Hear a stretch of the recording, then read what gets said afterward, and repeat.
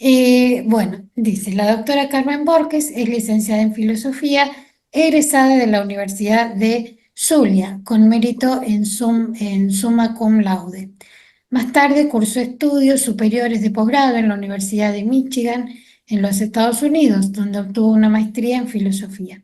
Asimismo, terminó los estudios de doctorado de Historia en la Universidad de la Sorbona, obteniendo el máximo mérito.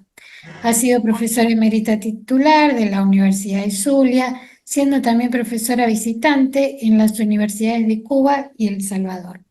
Más tarde ocupó el cargo de directora de la Escuela de Filosofía de la Universidad de Zulia, coordinó el programa de maestría en Filosofía en la Universidad de Zulia. Cabe destacar que la doctora Carmen Borges formó parte de la Comisión Presidencial para la conmemoración del bicentenario de la expedición revolucionaria de Francisco Miranda. Desde el 2011, durante 4 años, fue diputada en la Asamblea Nacional de Venezuela y actualmente se desempeña como coordinadora de la Red de Intelectuales y Artistas en Defensa de la Humanidad. Ha publicado varios libros en el campo de la filosofía y la historia, destacando su más reciente, bueno, ahora ahí dice su más reciente, pero hay una más reciente. Ese currículum está bastante viejo. Está bastante viejo. Bueno, ahora usted nos dice que ponemos y que no. Sin embargo, bueno, el libro que hoy nos convocaba y que ha sido, sí, de sus últimas publicaciones, y bueno, ya que Juan Manuel hablaba de sus estudiantes, yo apenas descubrí este libro, lo incorporé también a mi programa de filosofía de la educación, que es La mujer indígena y la colonización de la erótica en América Latina, ¿sí? Y bueno, creo que ahí algo de esto nos compartía la doctora Carmen Borges hace unos minutos, ya lo compartirá nuevamente. Eh, pero bueno, los nexos que realiza del lugar de la mujer indígena en la historia, la pretendida llamada historia universal, bueno, tienen mucha conexión con el planteo dusseliano, ¿no? De la filosofía de la liberación y de cómo también ya en los 70, 80 Dussel nos hablaba de la erótica, ¿no? Y la dominación eh, patriarcal, por decirlo de alguna forma, hacia la mujer en todos sus roles y sobre todo desde América Latina. Bueno, usted, doctora Carmen, ahora, bueno, nos va a hablar desde Venezuela. Eso es importante destacarlo, y todo lo que usted quiera decir para compartirle a los colegas quién es usted, la escuchamos. Muchísimas gracias. Gracias a ti. Pero primero corregir de lo que se dijo del currículum, si quiero corregir algo, porque yo fui coordinadora de la red de intelectuales y artistas en defensa de la humanidad durante muchos años, pero dejé el cargo en el 2017. O sea que ya hace 7 años que no lo soy yo, la coordinadora, aunque sigo perteneciendo a esa red e intercambio con muchas personas de Argentina que forman parte de esa red, entre los cuales Atilio Borón, Estela Caloni, Paula Clasco y otros amigos y amigas de Argentina. Pero bueno, para que no vaya a hacer eso que no se confunden las personas. Y bueno, lo primero es, bueno, me emociona mucho de verdad que es participar en este diplomado. Cuando me llegó el correo de Juan Manuel, no lo conozco personalmente, pero cuando me llegó y habló de Dussel, ya eso tiene que ser un sí obligado, obligante, obligante, obligante. Y ahora que tú mencionas cómo Dussel empezó hablando de la liberación de la mujer hace bastantes años.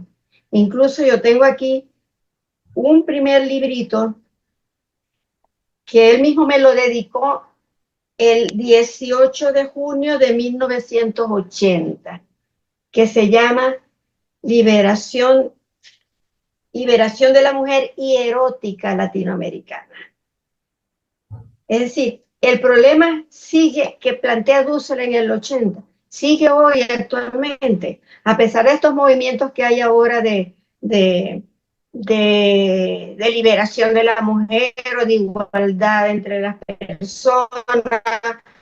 que incluso ya no solamente de la mujer, sino también de cualquier otra forma de identificación sexual, etc. Pero Dussel empieza eso en un momento en que pocas personas hablaban de liberación de la mujer. Ese es un tema, sin embargo, que tiene también su trayectoria histórica. En el siglo, por ejemplo, XVIII, había mujeres luchadoras por la liberación de la mujer en Francia, por ejemplo.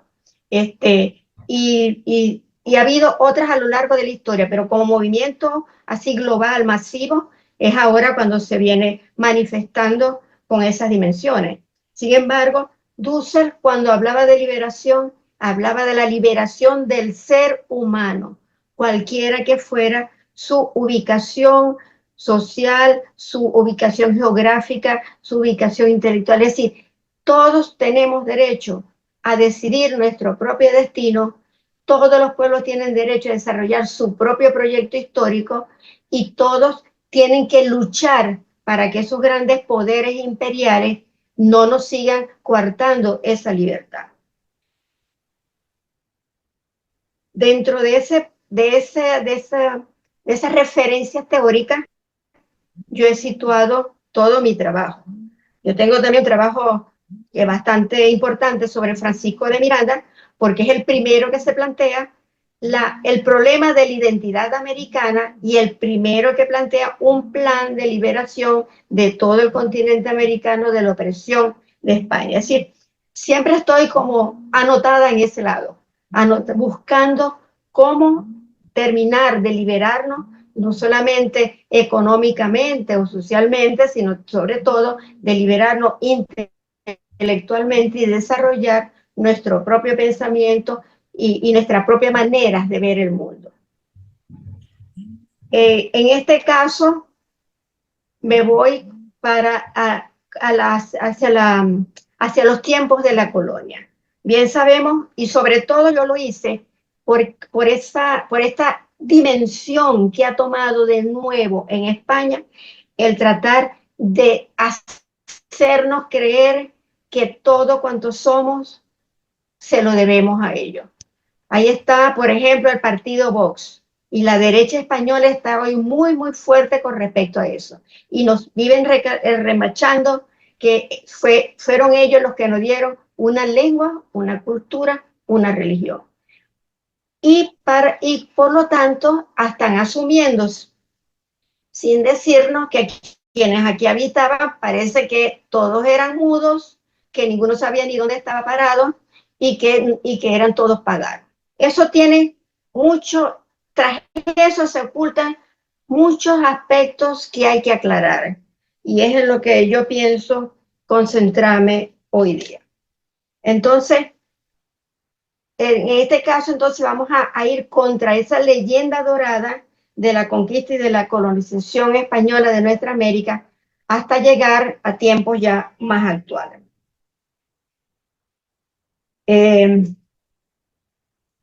Ya va que tocaron el timbre, pero por supuesto, no voy a salir a responderle a nadie. Pero me sacó de... Bueno, en todo caso,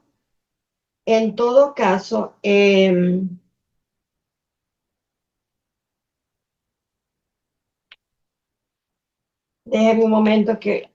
Ay, me sacó.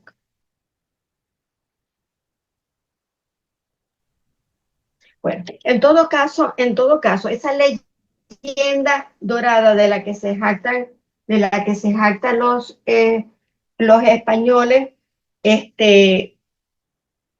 se construyó sobre la negación total de la existencia de los grandes valores civilizatorios que portaban los pueblos y las culturas que habitaban en este continente desde miles de años antes de la invasión. Es decir, para así convertirnos en eternos y agradecidos deudores de una gesta que si llegó a darnos eso que ellos llaman una lengua, una cultura y una religión, como tanto lo pregonan, lo hizo fue sobre la sangre, sobre el sometimiento y sobre la negación física y cultural de aproximadamente 80 millones de personas, que es una de las cifras quizás hasta todavía modesta, que se ha manejado.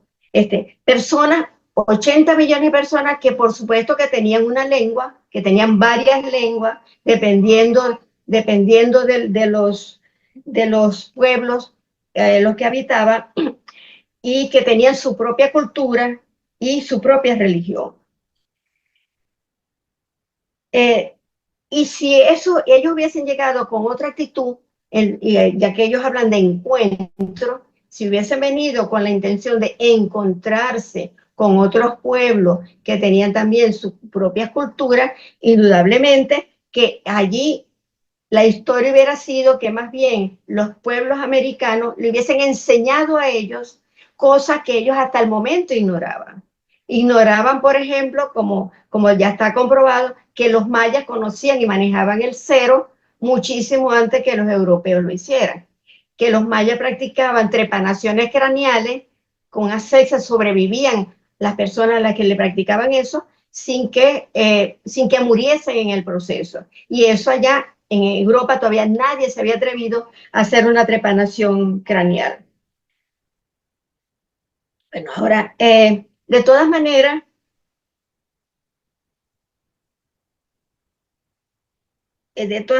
la negación de esta cultura se va a sellar desde el mismo primer momento con la aplicación del término indio. Con ese término ellos totalizaron toda la diversidad cultural que había en América y la metieron por un solo tubo. Todos son indios. Indios que para ellos eran salvajes, indios que no tenían para ellos ninguna cultura, ni indios que para ellos terminan diciendo que lo que eran engendros de Satanás por cuanto no conocían las escrituras sagradas, y también por una razón, porque estaban partiendo de sus propias concepciones del mundo, de sus concepciones míticas, según la cual el mundo habitado fue habitado por los hijos de Noé luego del fulano diluvio universal, y que cada uno de esos hijos pobló África, el otro pobló Asia y el otro pobló Europa. Y eso era el mundo que existía realmente, el mundo conocido realmente. Entonces, estas personas que se le aparecen de repente no cabían dentro de su concepción cosmogónica, no cabían dentro de su explicación de la división del mundo, y por lo tanto esa es otra de las razones por las cuales terminan concluyendo que son criaturas diabólicas que fueron creación de Satanás, porque creación de Dios no podían ser, porque por la Biblia ellos no tenían cabida en esos textos sagrados. Bueno, entonces con ese término indio quedó anulada toda individualización. Es decir, por lo tanto, daba lo mismo uno que otra persona. Todos eran indios. Y eso lo muestra incluso Colón en su diario de viaje. Cuando él van 5 indígenas, llegan hasta la nave, suben a la nave y empiezan a curiosear, pero luego, viendo un poco como lo miraban amenazante, los españoles quieren ir, bajarse, fugarse. Y entonces Colón los retiene obligatoriamente, y para asegurar que se quedaran sin miedo y que estuvieran allí con ellos, etcétera, él dice que mandó una partida de marinos a tierra a traer 5 cabezas de mujeres, entre adultas y niñas. Es decir, es como cuando decimos sin comprar 5 cabezas de ganado. Para ellos daba lo mismo uno que otro. Eso hay que dejarlo claro, que con esa mentalidad ellos llegan a América. Entonces, lo insólito es que más de 5 siglos después, esta visión sigue vigente, sobre todo entre la derecha española, y lo peor es que no solamente lo cree esa derecha española, sino que en nuestra América, personas en la derecha siguen creyendo eso y siguen adorando esa idea como la que de verdad nos dio una lengua, una cultura y una religión. ¿Se interrumpió esto? ¿Aló? Había un Sí, ya micrófono está. abierto, ya está, Carmen. Ah, ok, bien.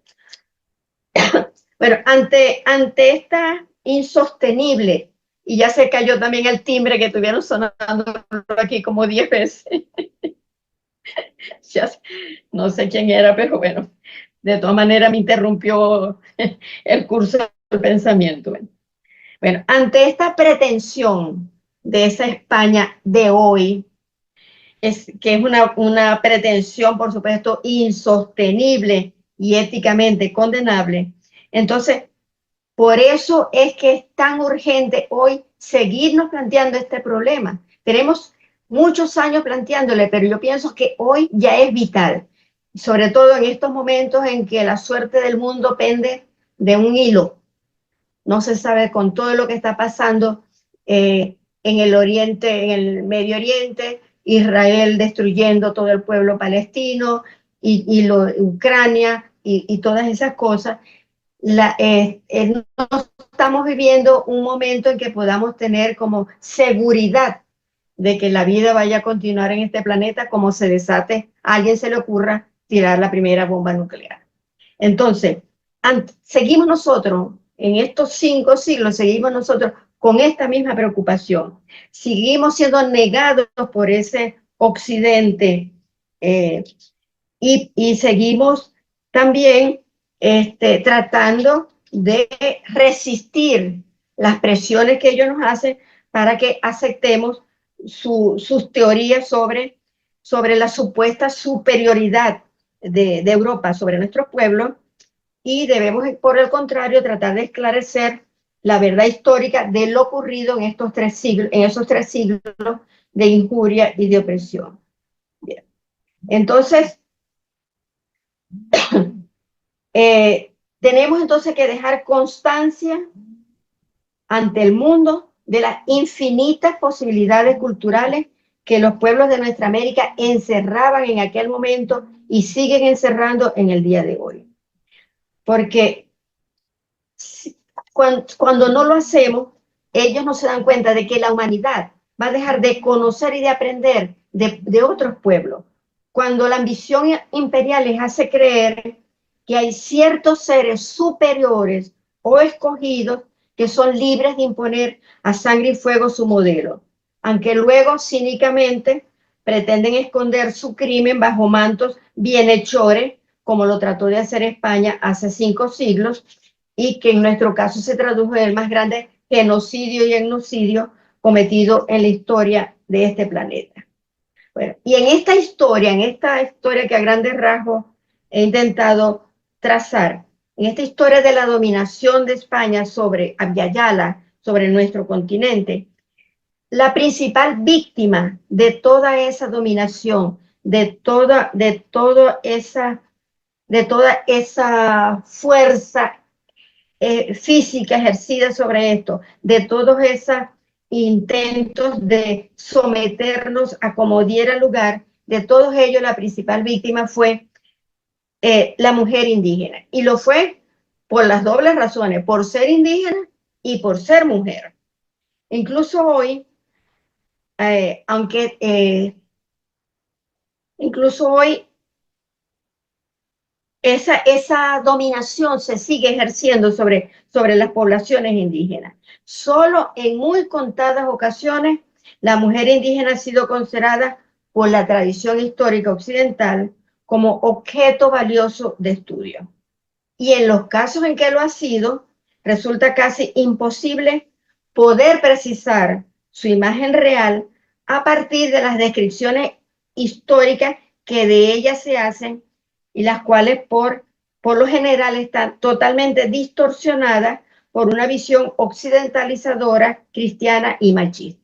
Mucha gente te quiere argumentar sobre ello, sobre las mujeres, citando a los cronistas de la época o citando autores como Bernardino de Sahagún y otros que trataron de defender, o hasta del mismo Padre Las Casas, que trata de defender a las comunidades indígenas.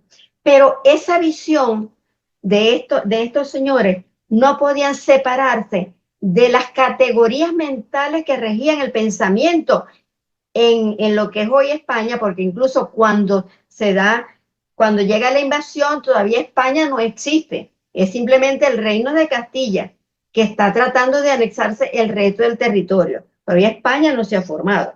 Pero bueno, pero esa visión sigue perviviendo en muchos de los actuales españoles, como por ejemplo estos del partido Vox.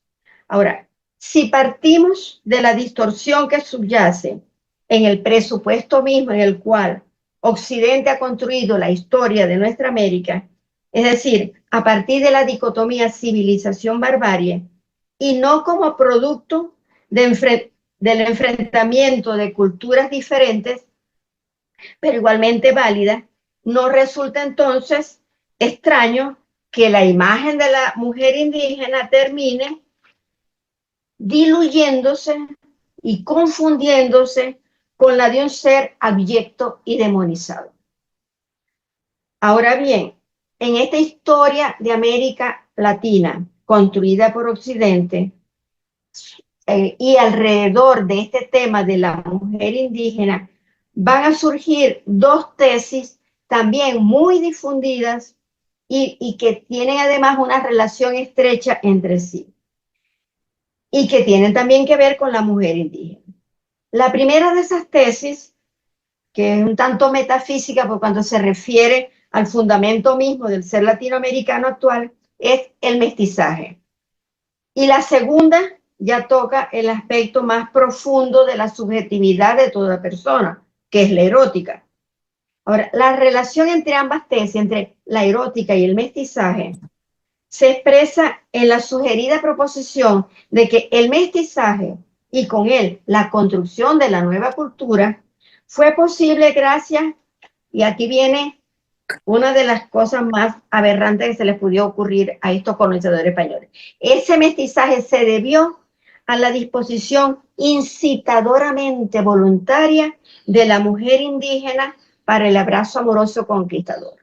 Esta es una tesis que está muy bien construida.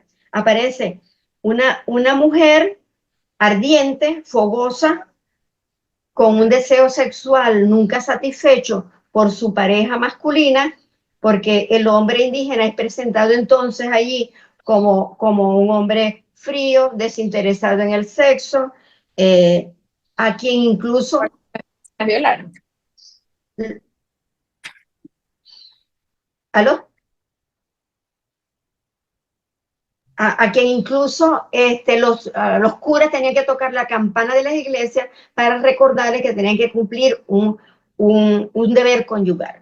Claro, ellos no se plantean, bueno, y si tanto era así, que los hombres no tenían interés por el sexo, sino solo las mujeres, ¿cómo es posible que hubiesen 80 millones de habitantes sobre este territorio? Eso parece que a ninguno se le ocurrió pensarlo.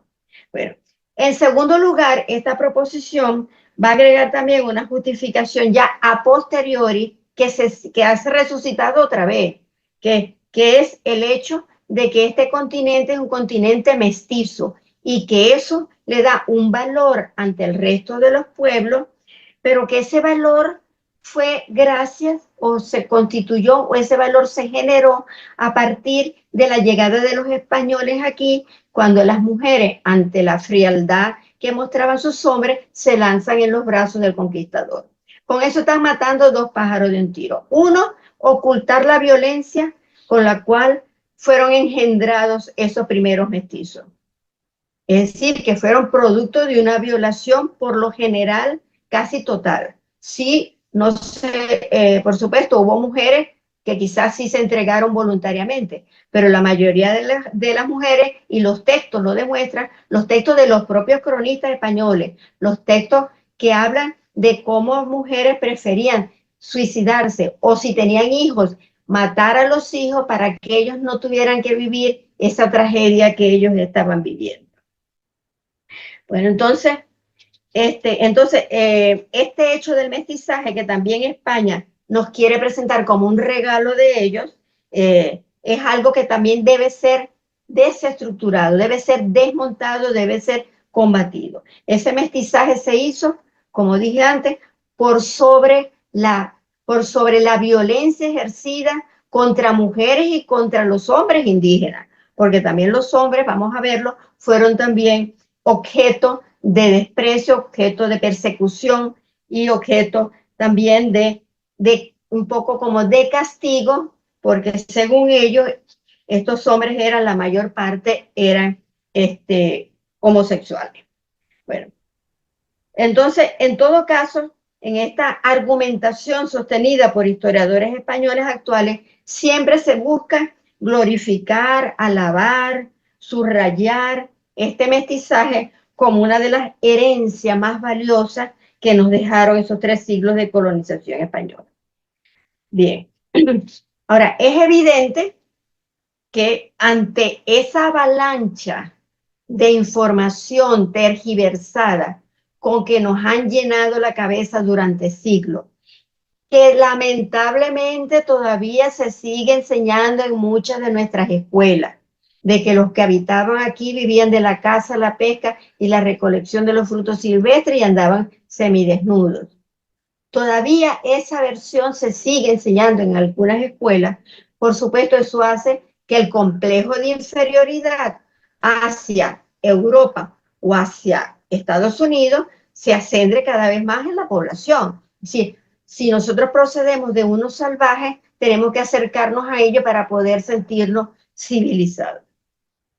Entonces, por ello, nada más conveniente, repito, que haber construido esa erótica en la cual la iniciativa sexual parte de la mujer, sino que esta iniciativa además se presenta, y aquí viene lo otro, que eso también va a ser un aporte de la cultura que tienen estos marinos y el propio Colón cuando llegan aquí. Es decir, bien, esta actitud, esta iniciativa sexual de la mujer, inmediatamente ellos la juntan, la unen con los vicios de los que una mujer puede ser capaz de albergar.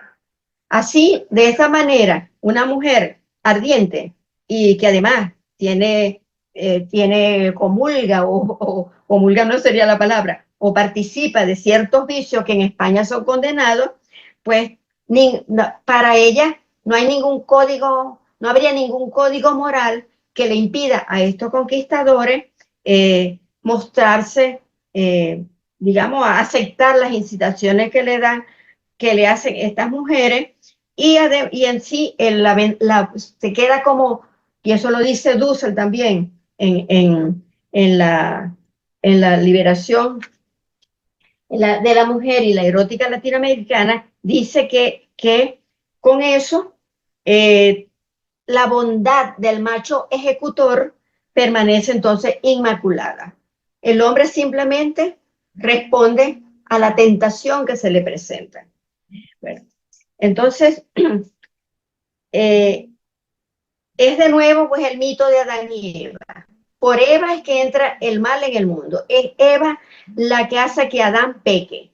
Es Eva la causante del dolor que luego se va a repetir en el mundo, porque Dios la castiga diciéndole, ahora parirás con dolor.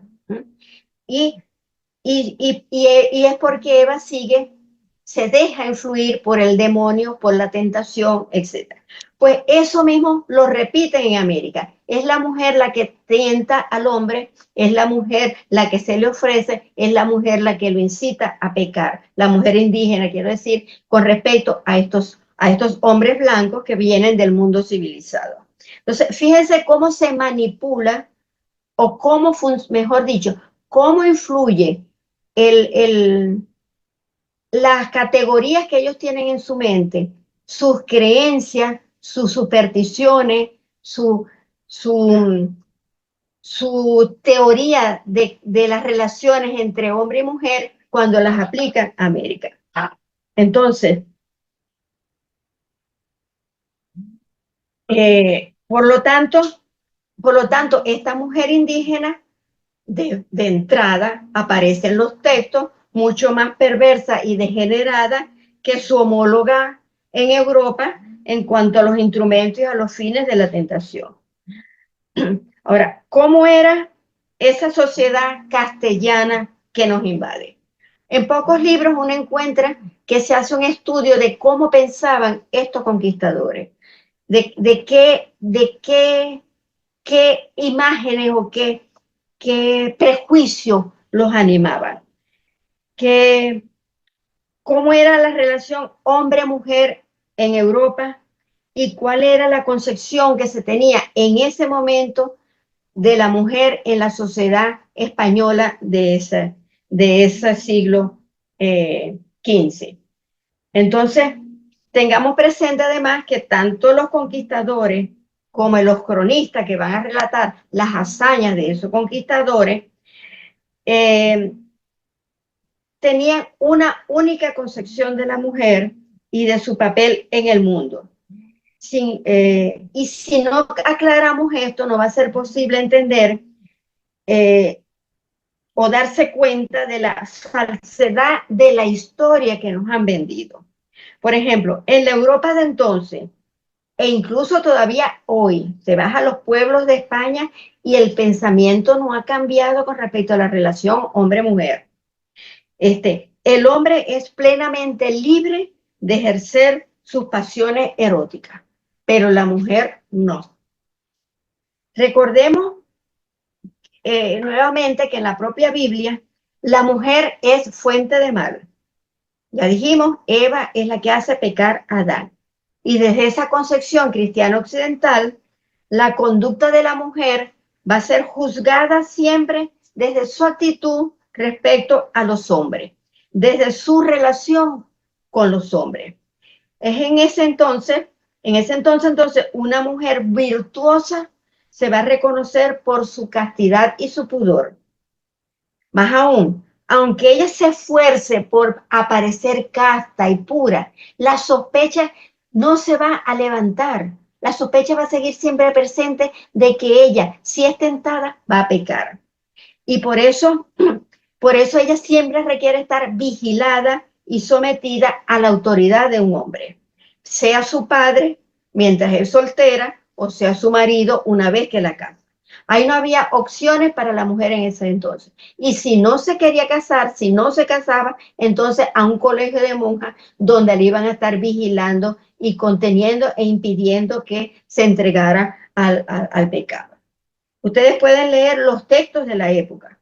Si leen, por ejemplo, La perfecta casada de Fray Luis de León, ser mujer bajo esos preceptos realmente es una cosa hasta descabellada e insólita. Bueno, ahora bien, ¿qué pasa también con respecto a esa primera visión que tiene Colón de estas mujeres a las que ve cuerpos hermosos que son maravillas y esa primera reacción de admiración?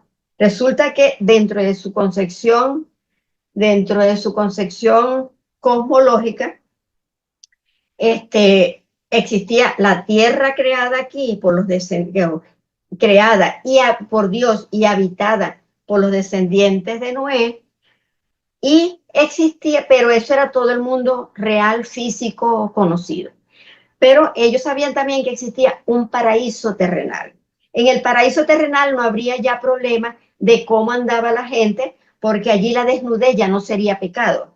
Entonces, ese era el lugar donde se pensaba que se podía andar desnudo y que ahí nadie iba a tener ningún pensamiento pecaminoso. Por eso, lo que primero Colón escribe cuando arriba a una de las islas que hoy conforman las Bahamas, él piensa que ha llegado al paraíso terrenal. ¿Por qué? Porque ve hombres y mujeres desnudos. Entonces él piensa que ya llegó al paraíso terrenal, que a lo mejor el barco, lo que están viviendo allí es solo un sueño, que el barco ellos que venía se lo tragó a algunos de esos monstruos que ellos pensaban en aquel momento que habitaba el océano Atlántico, llamado en ese entonces el mar tenebroso por los monstruos que lo habitaban, y piensa pues que murieron y han llegado al paraíso terrenal. Entonces, por eso su primera impresión es de maravilla, de admiración, perdón. Ahora bien, pero sí había otro lugar ya en el mundo físico real donde ellos habitaban en Europa, donde también se permitía la desnudez. ¿Cuál era este? Los prostíbulos. En ese entonces, los hombres podían ir a los prostíbulos a satisfacer todas sus pasiones que no podían satisfacer con sus esposas, a quienes tenían que tratar como una mujer casta y pura.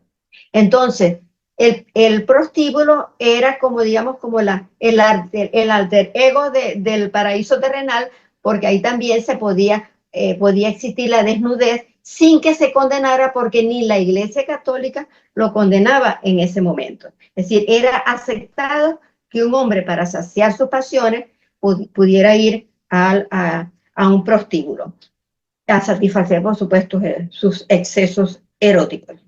Bueno, entonces, por eso, desde el propio comienzo de la conquista, se va a juzgar a la desnudez de la mujer indígena desde esos parámetros. Primero, creyéndose que está el paraíso terrenal, y luego, como ya se dan cuenta que no es el paraíso terrenal, la van a ubicar en el otro lugar donde la desnudez es posible. Es decir, y por eso las comienzan a llamar prostitutas. Incluso hay un texto de Colón que dice que llegaron dos niñas, una de 9 años y la otra de 7 años, más vestidas con una desenvoltura que más parecían unas putas. Es decir, para ellos eso eran los referentes donde se situaba la mujer. Una mujer casta era una mujer completamente vestida y tapada, que solamente se le veía la cara. El resto de las mujeres que mostraban algo ya eran prostitutas. Entonces, todo ello está en la cabeza de esos cronistas, en la cabeza de esos que relatan lo que pasa durante todos estos siglos de la primera conquista y colonización de América. Entonces, y por ello, entonces, las mujeres van a ser calificadas como prostitutas y los hombres como sodomitas. Todos llevando, comillas, todos llevando una vida disoluta y ruin. Bien, con ello entonces ya queda afirmada al mismo tiempo la superioridad física y moral del hombre europeo, del hombre conquistador cristiano, cualidades que van a servir también para explicar y justificar el mestizaje, que hoy también Vox lo está reivindicando. La mujer, porque la mujer indígena es la que se ofrece al hombre, y este hombre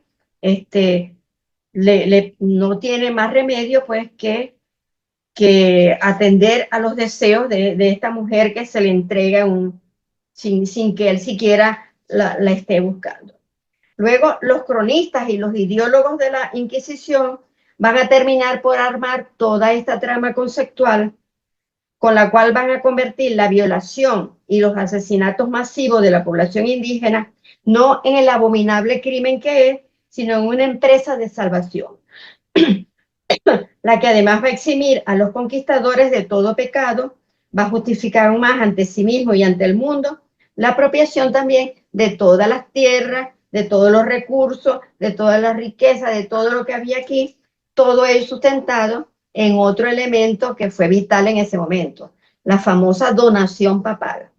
Ya sabemos esa tesis, creo que ustedes conocen toda esa tesis, de que el Papa, como representante de Cristo en la tierra, era el dueño de todas las tierras del mundo. Y como era dueño de todas las tierras del mundo, le podía otorgar, regalar a cualquier cristiano las tierras que estaban, que a él le apeteciera, aunque estuvieran pobladas de paganos. Siempre era el Papa, representante de Cristo, le tenía que repartir la tierra a los cristianos, evidentemente. Por ello, entonces, desde la centralidad omnímoda del ser, América Latina se va a definir y a explicar desde Europa. Y desde ese ego conquistador, que es, como lo llama Dussel, un ego fálico, la India se va a constituir en mujer solo cuando opta por el varón español. Y esto es decir, buscando el otro mito que se usó mucho en el momento y se sigue usando hoy, que es el mito de Doña Marina, es decir, de la Malinche. Solo cuando la mujer indígena opta por el varón español, cuando asume el papel que asumió la Malinche, que se convierta hasta en Doña Marina, solo así entonces esa mujer pues tiene derecho a ser respetada y considerada. Entonces, en otras palabras, entonces, el único ser femenino reconocido en ese entonces es el definido por la ideología cristiana occidental. Y todo esto plantea un serio problema, por supuesto, a la hora de consultar las fuentes históricas, porque ninguno de esos cronistas se salva de este panorama de prejuicio que hemos descrito. En todos ellos se nota que hay una incomprensión del ser femenino indígena y de la valoración que ellas hacen se sustenta más sobre sus propias representaciones que sobre observaciones reales. Es decir, los cronistas no se acercan, esto hay que repetirlo cuando uno está dando una clase, cuando uno está explicando. Los cronistas, que aquí se toman como fuentes verídicas, los cronistas no se acercan a ese mundo indígena intentando comprenderlo tal cual es, sino tratando de determinar su grado de aproximación o de lejanía con lo que ellos creen que es el único modelo cultural posible. Eso está presente en todos ellos, en todos ellos. Y en este proceso, lo que considerarán más urgente de extirpar es lo relacionado con el sexo. Pues fue por allí, por supuesto, por donde entró el mal en el mundo creado por Dios, según la mitología semita. Por tal razón, entonces, ninguno de los cronistas que construyeron la historia de la conquista y colonización de América va a contarnos la verdadera historia de esas culturas originarias, la verdadera historia de sus creencias, de su organización social, política y económica.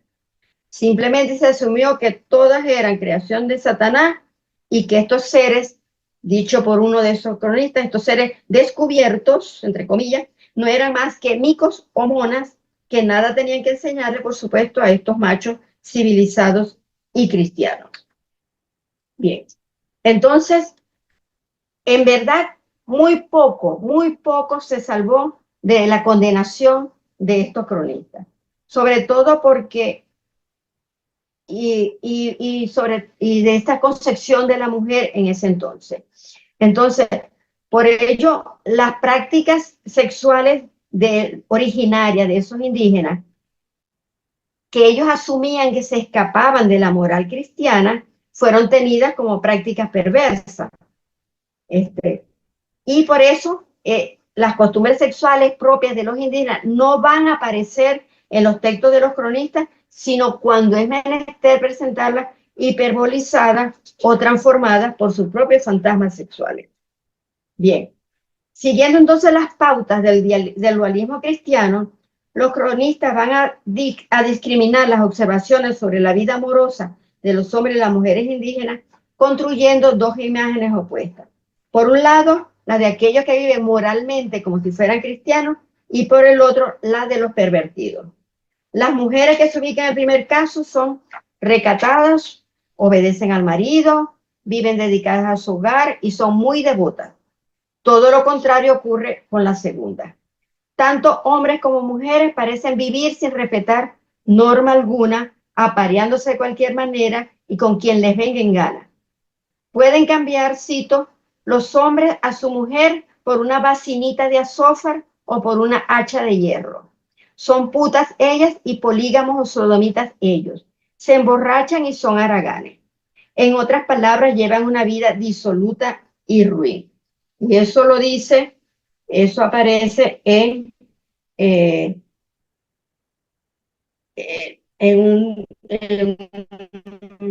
Fray Diego de Ocaña, creo, al hablar de los chiriguanos.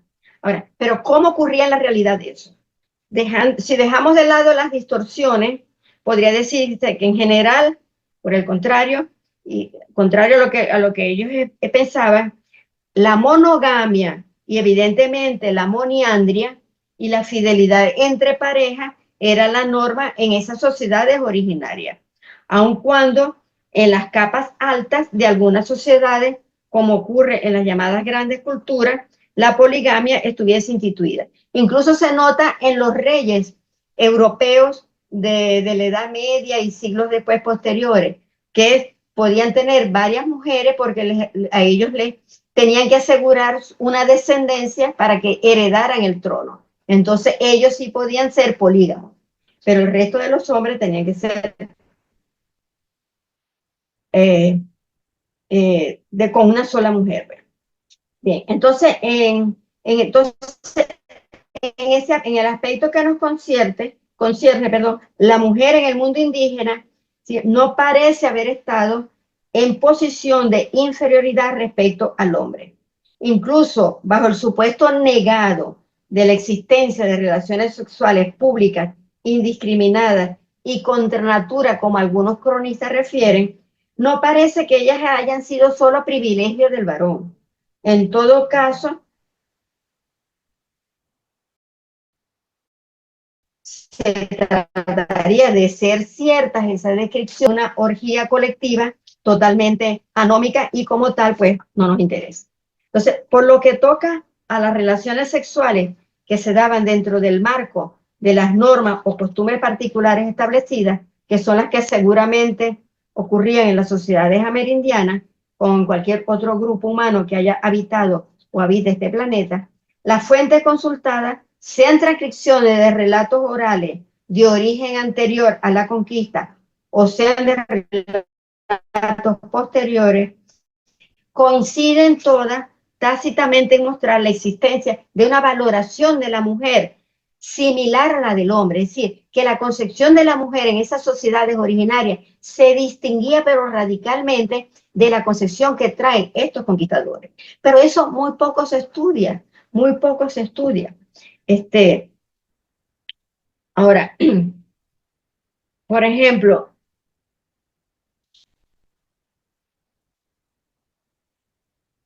a ver, vamos a saltar porque pienso que el tiempo está en contra.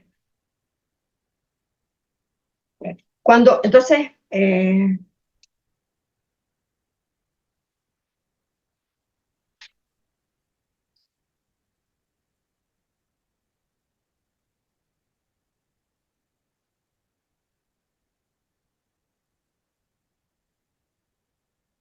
todo caso, eh, en todo caso, sería bueno, hay algo que es necesario que hagamos en nuestra América. Es necesario hablar de la concepción originaria de los hombres y mujeres indígenas de que pueblan este continente a la llegada de los españoles. Y tenemos textos fundamentales que nunca tratamos en nuestros salones de clase.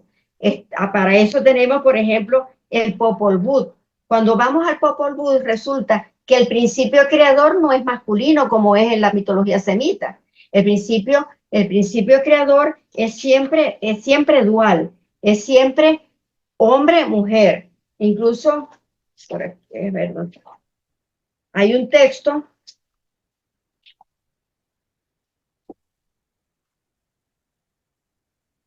que ahora se me perdió, llevar.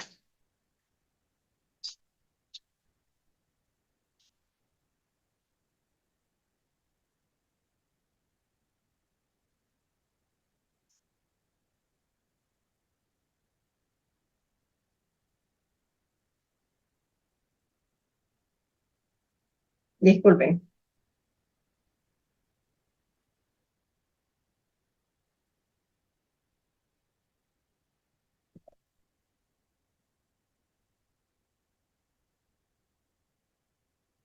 No, se perdió definitivamente. ¿Verdad? En todo caso,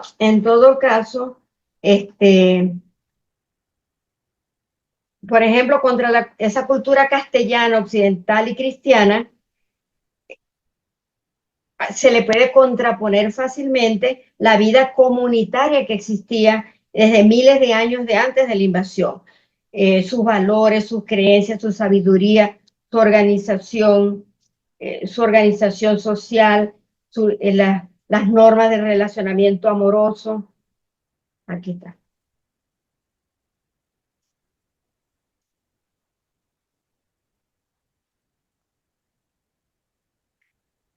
Aun cuando, ya lo encontré, aun cuando sí se pudiera encontrar sociedades donde había alguna poligamia. Pero en general lo normal era lo contrario, era la fidelidad entre hombre y mujer, aunque eso no quiere decir, como luego agrega la iglesia, el marido y mujer hasta que la muerte los separe. No, marido y mujer mientras se entendían. Cuando dejaban de entenderse, se podían separar y tomar la mujer un nuevo marido y el marido una nueva mujer.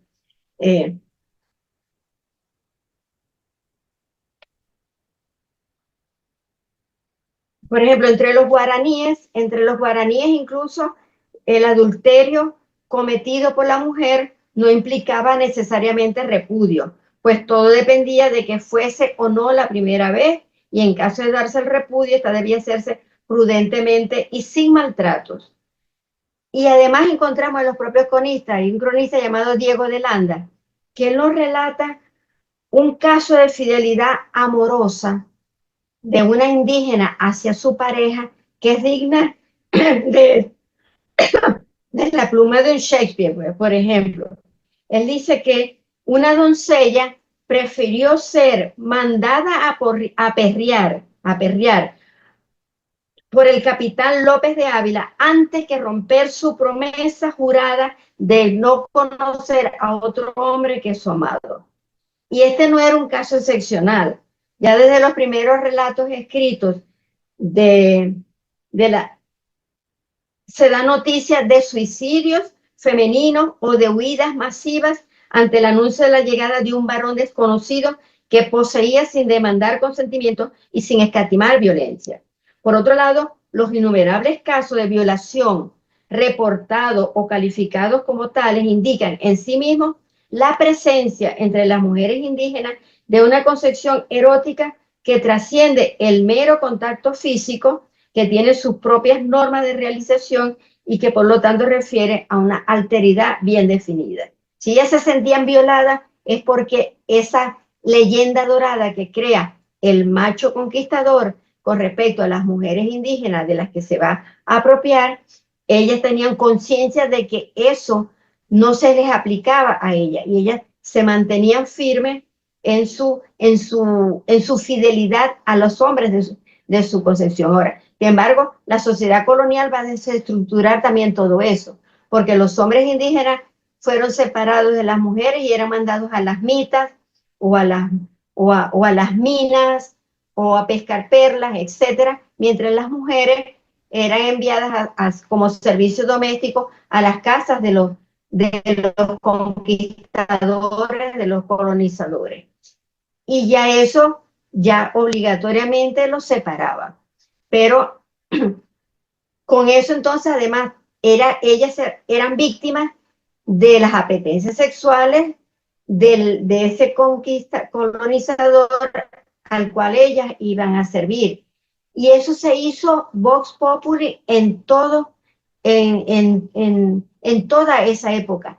Incluso la iglesia trataba hasta de no condenarlo. Y cuando los condenaban, daba unas condenas que eran casi risibles. Por ejemplo, un señor que tenía como 6, 7 mujeres indígenas al mismo tiempo en su hacienda y tenía relaciones con todas ellas, se había corrido la voz de que el hombre tenía orgías con las 7 mujeres, etc. Entonces, el cura que regía en esa zona va a hablar con él. ¿Y qué le dice el cura? Mira, tienes que tener más circunspección. No tienes por qué tener 7 mujeres al mismo tiempo y no tienes por qué tenerlas tampoco tanto tiempo contigo. Toma 1 o 2 mujeres y las cambias cada mes para que no corra la voz de que tú tienes aquí mujeres para tu uso personal.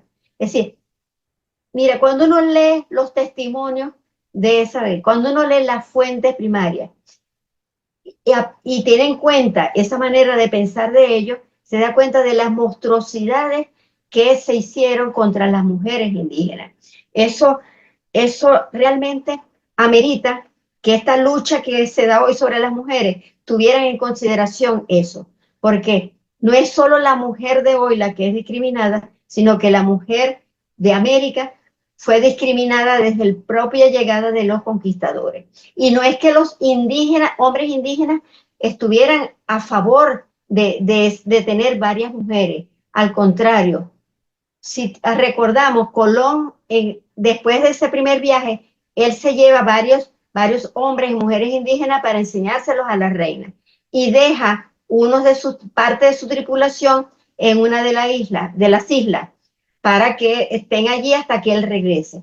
Cuando él regresa, no quedaba un solo español vivo, porque ellos creyeron que podían seguir correteando mujeres y seguir apoderándose de las mujeres, y los hombres de esa comunidad los mataron a todos. Es decir, ¿eso qué indica? Interpretemos eso. Eso indica que para los hombres indígenas el amor no se podía separar de la relación física con el otro, y que tú no tenías relación física con otro si no lo amabas y si esa otra persona no consentía la relación. Pero bueno, entonces pienso que he hablado suficiente, no sé qué era decir. Entonces, ¿qué recomiendo yo? Primero hay que recuperar esos textos originarios, esos textos, los que se pudieron salvar, pero que existen todavía. En el Popol Vuh se nos da una idea de la creación del mundo, de los hombres, de las mujeres, muy opuesta a la que trae la Biblia sobre la creación del mundo, el Antiguo Testamento, etc. También está el Chilambalán, es otro texto originario, pero también debemos procurar leer sobre y buscar y enseñar en nuestras escuelas el valor de esas culturas originarias que hubo en América, porque hay un problema. El hombre y la mujer actual, la población americana actual, sigue mirando a España como la madre patria. No todos, pero mucha gente sigue mirando a madre patria como la que nos hizo de verdad civilizados. Pero cuando leemos estos textos y los comparamos con los desastres que hizo Colón y el propio diario de Colón, hay que aprender también a leerlo para desentrañar todos esos esas interpretaciones, ¿cómo se puede decir eso? Manipuladas que hacen sobre las creencias, sobre la organización social, económica, familiar de esos indígenas, y que después los propios los cronistas van a repetir. Pero debemos buscar eso. Hay formas de cómo, además, hay textos hoy que se pueden leer. Ya sabemos que el códice maya ya ¿cómo se llama? Descifrado, lo hizo un ruso llamado Yuri Norosov.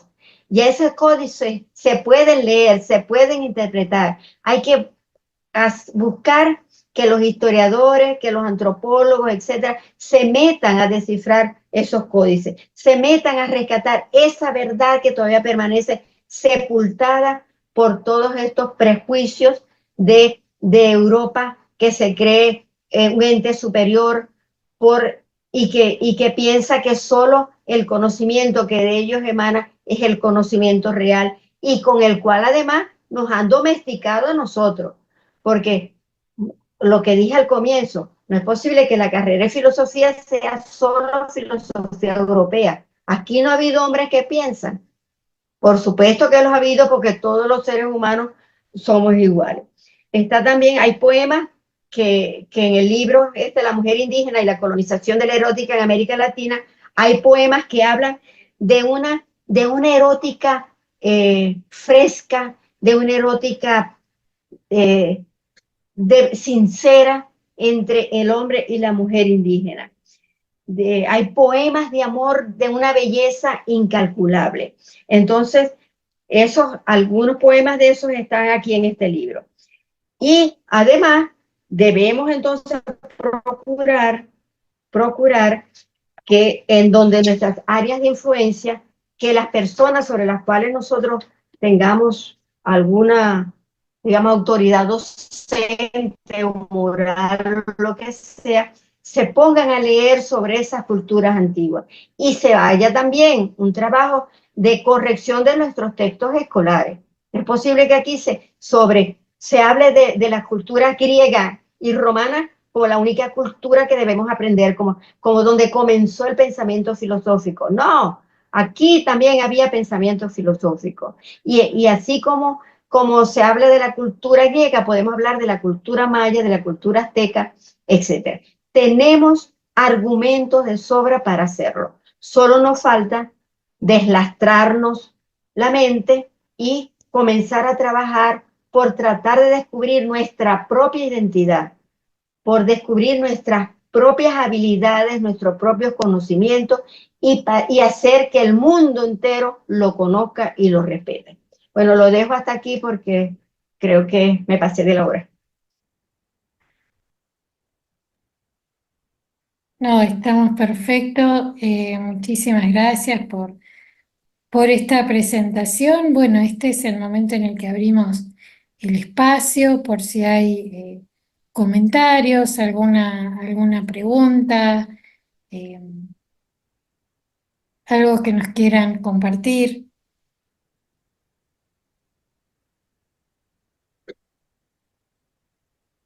Si no hay preguntas, seguimos hablando. Puedo leer los poemas. Sí, Ay, bueno, sería hermoso. animarse, ¿no? Que la tenemos a Carmen con esta excelente predisposición y después de esta hermosa charla y que hemos llegado a ser casi 40, ¿no? En el aula. Así que animarse y a consultar que se arma el diálogo de esa manera. Ahí Por tenemos un ejemplo, compañero, qué bueno. Armando. Hola, ¿qué tal? Bueno, muy más que interesante la charla, Carmen y compañeros y compañeras. ¿Me escuchan? ¿Sí? Sí, Sí, sí. perfecto. Bien. No, teniendo en cuenta la realidad actual latinoamericana, en función de la dependencia de los grandes poderes económicos, ¿sí? Hemos leído, o habrán leído, hemos leído todos, creo yo, que lo que ocurrió con los BRICS, en los cuales Brasil, digamos, y vetó a Venezuela de participar en los BRICS por los motivos que suponemos algunos y conocemos otros, ¿sí? Pero me parece que alguna relación tiene que tener con la cuestión de la mujer originaria, de la mujer indígena, tanto en Brasil como, bueno, Venezuela y la mayoría de los países latinoamericanos, porque me parece espantoso realmente que Brasil, que es uno de los países líderes del continente, se atreva a vetar a Venezuela creo que a Nicaragua también, o Cuba, no me acuerdo bien, o uno de los dos. Y creo que a Nicaragua también. Nicaragua también se atreva a vetar de participar en una relación con otros países que no son, o que están buscando una alternativa al imperio de los Estados Unidos, Europa e Israel. No sé si vos, Carmen, lo ves igual o Sí. te surge algún comentario para hacer. Bueno, en principio no hay que olvidar que Brasil es también miembro del G20. El único, Ajá. digamos, y eso también me imagino que Lula está cuidándose,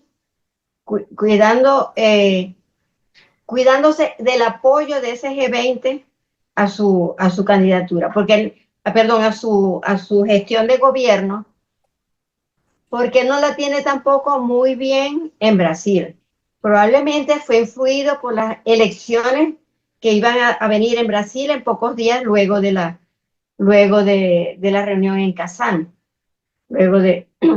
Y pensaba quizás que con una actitud de esa, más hacia la derecha, eso es una de las interpretaciones que he leído por allí, que con esa actitud de, de estar más hacia la derecha, no se iban a escapar tantos votos en el propio Brasil en estas elecciones que fueron hace poquitos días. Y sin embargo, perdió en casi todas, menos en una sola ciudad, en Fortaleza. Entonces, eso también quizás influyó en esa posición. Lo otro, hay muchas teorías, hay mucha gente que dice, bueno, porque como él era el único representante de América Latina en el grupo BRICS, que tenía el poder económico necesario como para liderar esa unión de América Latina al BRICS, pensaba que Venezuela le iba a competir en ese liderazgo, por la razón de que tenemos la mayor reserva petrolera del mundo. Si Venezuela entraba al BRIC, entonces la reserva, el petróleo, la reserva petrolera del BRIC iba a pasar creo que de 40 y tanto a 67% de toda la reserva del mundo la iba a controlar el BRIC. Entonces pienso también que lo deben haber presionado mucho los del G20 y que él quería seguir teniendo esa presencia en el G20 de manera importante representando a toda América Latina. Ahora, otras personas dicen, bueno, que siempre hablan de que Itamaraty es un poder dentro del poder en Brasil, que Itamaraty siempre toma las últimas decisiones. Y eso se vio cuando estaba todavía Chávez vivo, cuando se crea la CELAC, que se quiere crear además el Banco del Sur, que se quiere crear también una moneda propia que es el sucre. Eso no se logró crear porque Brasil se opuso, porque Itamaraty se opuso y le dijo a Lula en ese momento que no lo autorizaban a comprometer a Brasil en esas propuestas que se estaban haciendo para garantizar la unidad de América Latina. Entonces, y ahora que ya Lula está más viejo, y ahora que ya pasó esa ola bolsonarista por Brasil y estremeció los cimientos, y que tiene todavía Bolsonaro muchísimas adherentes puestos en lugares claves, imagino que él en Brasil no las tiene todas consigo. Y que pensó que condenando a Venezuela, él iba a ganar tiempo en Brasil para terminar su mandato. Todas esas son teorías que se han estado manejando. Y bueno, incluso algunos dicen que hasta la nueva esposa que tiene, lo ha cambiado también en cuanto a sus concepciones de izquierda, etcétera, etcétera. Pero yo creo que hay mucho de verdad en eso. El problema es que desde el G20 tienen que haberlo presionado. O estás con el G20 o estás con el BRIC. Y como el G20 ya está sólido y están ahí los grandes poderes del mundo, hasta ahora los grandes poderes del mundo, si te vas para el BRICS, o si dejas que Venezuela, perdón, ya él está en el BRICS, si dejas que Venezuela entre allí, que es un país que tiene tantas miles de sanciones del gobierno de los Estados Unidos, que todos los países de Europa lo ven mal, que es un país, según ellos, comunista, etcétera, etcétera, entonces allí vamos a tener problemas. Pienso que todos esos factores incidieron para que él vetara a Venezuela.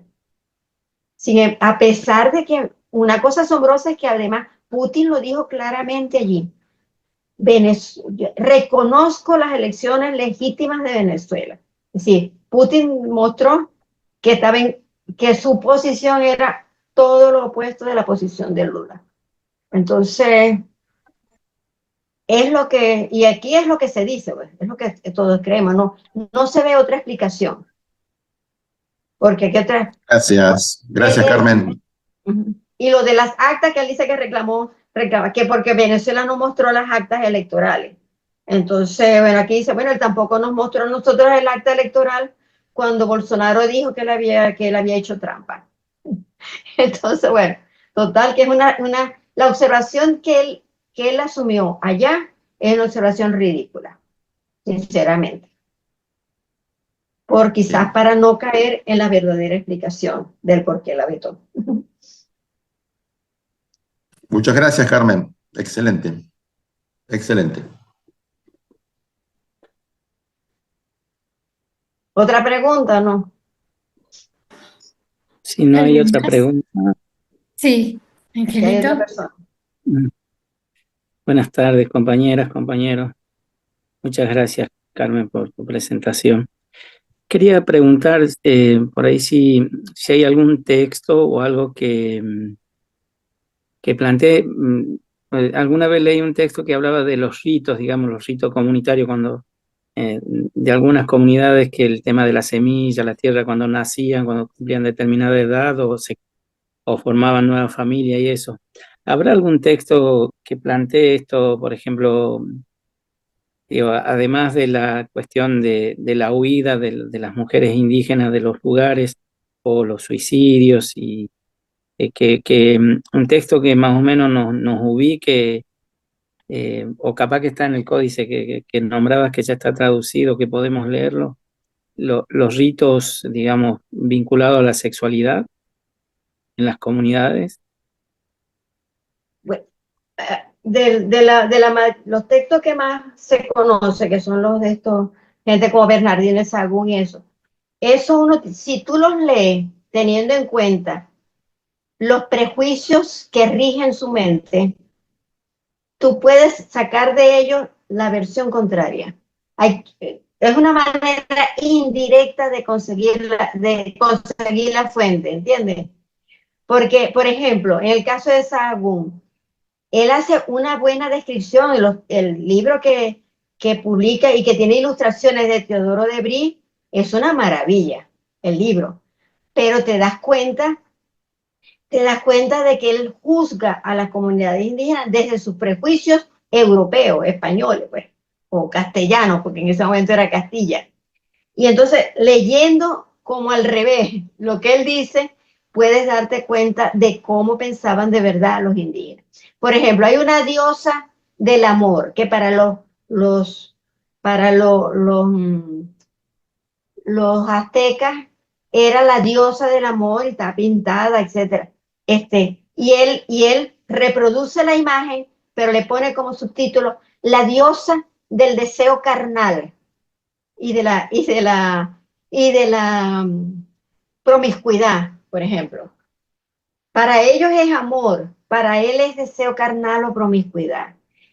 Ese es el problema, que cuando uno estudia historia, a uno no le enseñan a leer eso, teniendo en cuenta que el que está escribiendo desde su propia visión anterior al conocimiento de esas comunidades originarias, porque en su mente no pasaba que existiese esa parte del mundo. Por eso cuando Colón cree que llega a la India, pues para ellos existía solamente Europa, Asia y África, punto. Y de repente aparece esto. ¿Y esto quién lo creó? Esto no lo creó Dios. Tiene que haberlo creado entonces Satanás. Y estos que vienen a relatar las hazañas, todos están actuando desde sus propios prejuicios. ¿Cómo te explicas, por ejemplo, también hay un libro de Miguel Rojas Mix que se llama América Imaginaria, que recogió todas las imágenes que estos cronistas hacían de los habitantes de ese territorio. Y ahí tú ves que aparecen, por ejemplo, indígenas que tenían los ojos, la nariz y la boca en el pecho. No, de aquí no tenían cuello ni cabeza, sino que era aquí. O indígenas con unas orejas, los pintaban, con unas orejas que le arrastraban hasta el piso. Y eso se lo mandaban al rey. ¿Con qué intención? Miren los monstruos que nosotros estamos enfrentando. Y eso ya se tenía por cierto. Es decir, hay que escribir una no historia de la historia que ellos escribieron o una antihistoria de la historia que ellos escribieron. Y pensar siempre que ellos están juzgando desde eso. Para estos cronistas, lo que decía Vives, por ejemplo, lo que decía Fray Luis de León, todo lo que decían ellos, eso era en las normas morales por las que había que regirse. Y lo que saliera de eso ya era condenado por la Inquisición. Nunca nos olvidemos del papel que la Inquisición jugó, no solamente en Europa, que dominó bastante tiempo y persiguió y llevó a la hoguera a muchas mujeres acusadas de brujas y a hombres también quemados. Y esa Inquisición viene a América con Colón también. Y esa Inquisición tuvo 3 siglos rigiendo la conducta de todo el mundo aquí. y el que era condenado por esa inquisición era quemado vivo. Son una serie de elementos que no han intervenido en la explicación así toda aséptica que nos han vendido sobre la conquista y la colonización de América. Y todo eso hay que tenerlo siempre en mente. Ahora, Sahagún puedes leerlo, pero siempre pensando lo contrario de lo que le está diciendo. ¿Entiendes? Y otros también, Diego de Landa también escribe cosas, a veces favorables, otras veces no. Y si quieres saber, por ejemplo, el sentido de comunidad, que es un sentido que en América, eso sí era, todas las aglomeraciones humanas que aquí vivían, tenían a la comunidad como la base social y política de su pueblo. Tú tenías derecho a la tierra si te sentías, si eras miembro de esa comunidad. Si no pertenecías a esa comunidad, no tenías derecho a la tierra, tenías que ir a buscar tierra en donde estaba tu comunidad. Eso todavía lo conservan algunos grupos aborígenes que permanecen todavía aquí, ¿no? Pero eso hubiese sido, eso es la base después del socialismo, del comunismo, pues. Es decir, ahí estaba una especie, algunos lo han llamado un comunismo primitivo. Es decir, formar parte de una comunidad era lo que le daba valor a la persona, lo que le daba respeto ante los demás y trabajar por esa comunidad. Hay muchos textos, hay un colombiano, a ver si aparece aquí,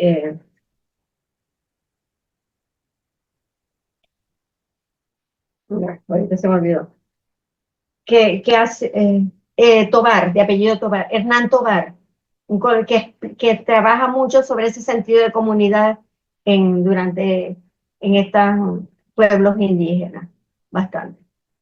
Y bueno, y ya solamente desde el hecho de habernos puesto indio a todos,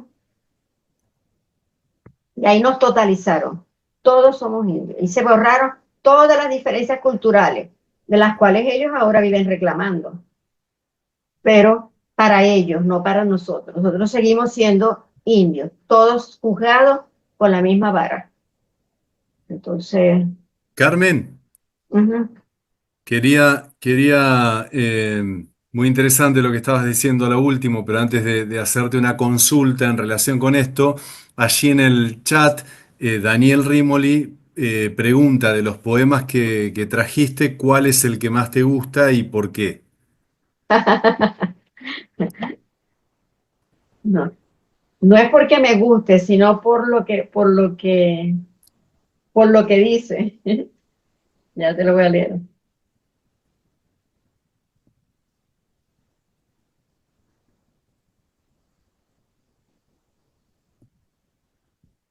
Por ejemplo, ellos pensaban que el sentimiento de amor, ni siquiera los indígenas de aquí, lo que ellos llamaban indios, que ellos ni siquiera sabían lo que era amor, que eso eran unas relaciones casi de animales. Y por eso también a los hombres indígenas, ellos lo acusan de sodomía y los mandan a perrear y todo, los trataron muy feamente para exterminarlos. Entonces, pero mira, este es aquí está. De la poesía náhuatl te voy a leer este. Eso está en Cantares Mexicanos. Esto lo publiqué en el tomo 3, lo publicó la UNAM. Dice, fíjate cómo se percibe las mujeres y ellas mismas en sí y en su relación con los hombres. Dice, tal vez mi mujeril ser comete locuras. Se apena mi corazón. ¿Qué remedio? ¿Qué haré yo? ¿A quién tendré por varón? Deja que me aderece con plumas, mamacita. Deja que me pinte la cara. ¿Cómo me verá mi compañero de placer? Compañero de placer. Así se refiere a su amado. Se adereza para que su amado la vea bella. Y se pregunta cómo me verá. Y está otro que que esto lo reproduce Garibay. Este es esto es poesía erótica, pero totalmente, poesía erótica náhuatl también. Dice, ay, mi chiquito y bonito rey Axacatito, si de veras eres varón, aquí tienes donde ocuparte, o ya no tienes tu potencia. Toma mi pobre ceniza, anda y luego trabájame. Ven a tomarla, es mi alegría. Entre alegres gozos estaremos riendo, entraremos en alegría y yo aprenderé. Tampoco, no te lances, por favor, oh mi chiquito rey Chacatito. Ya mueves, ya das vuelta a tus manitos, ya bien quieres agarrar mis tetas, ya casi corazoncito mío. Tal vez vas a dejar perdida mi belleza, mi integridad con flores de ave preciosa. Mi vientre yo te entrego, allí está, a tu perforador lo ofrendo a ti en don. Es una poesía realmente erótica. Quiere decir, si eran capaces de expresar esos sentimientos, eran capaces de pensar cualquier otra cosa. No eran los brutos animales que los españoles pensaban que eran. Entonces, y como eso, bueno, hay que leer mucho esto, buscar poesía náhuatl, hay unas cosas preciosísimas en estos libros.